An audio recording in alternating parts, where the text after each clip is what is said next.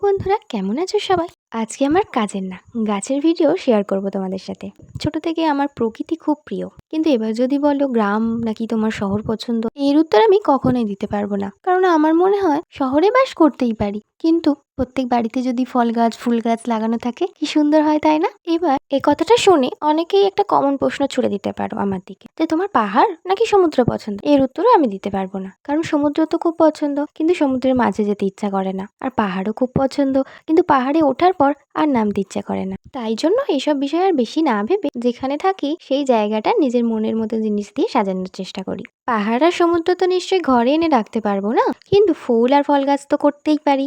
আর সেটা আমাদের পরিবেশের জন্য অনেক ভালো। এটা এক প্রকার আমার স্বপ্নের গাছ বলতে পারো, কারণ আমি যখন ছোট ছিলাম তখন বাপি লাল জামরুল কিনে আনতো। জাতটা একটু ছোট ছিল, কিন্তু খেতে অনেক স্বাদ ছিল, আর সেগুলো আমি নিয়ে গিয়ে স্কুলে স্যার ম্যামদের খাওয়াতাম। এখন মার্কেটে খেয়াল করলে এইসব জামরুল চোখে পড়ে যায়, কিন্তু তখন সেভাবে পাওয়া যেত না। তো স্যার ম্যামরাও খুব অবাক হতেন।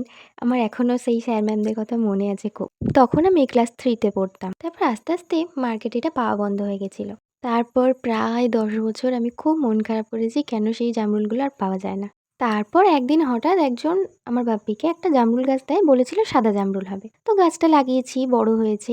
আমরা জানি সাদা জামরুল হবে, কিন্তু গাছটা যখন বড় হয়ে ফল দিল, আমার সেই স্বপ্নের জামরুল গাছ, যদিও যাত্রা একটু আলাদা, কিন্তু ছোটবেলায় যে জামরুল খেতাম তার থেকে স্বাদ অনেক গুণ বেশি এবং সাইজেও বড়। কি আনন্দ, কি আনন্দ, কি আনন্দ যে এভাবেও জীবনে চমৎকার ঘটে। কিন্তু এতটাই মিষ্টি যে এটাতে অনেক বেশি পোকা লেগে গেছে। অনেককে দেবো ভাবি, কিন্তু এই যে পোকার কারণে আর দেওয়া হয় না। তো সেভাবে পরিচর্যা করা হয় না। তো এখন একটু ট্রিটমেন্ট করা হচ্ছে। তোমাদেরকে জামরুল একটা পেরে দেখালাম। এটা যে আমি হাত দিয়ে ফাটানোর পর এতটা সুন্দর স্মুথ ভাবে ফেটেছে যে আমার মা ভিডিও দেখার পর কোনোভাবে বিশ্বাস করেনি। তো আমি আবারও একটা গাছ থেকে পেরে মাকে প্রুফ দিচ্ছি যে হ্যাঁ, আমি এটা হাত দিয়ে ফাটিয়েছি। তারপর গিয়ে মায়ের বিশ্বাস হলো।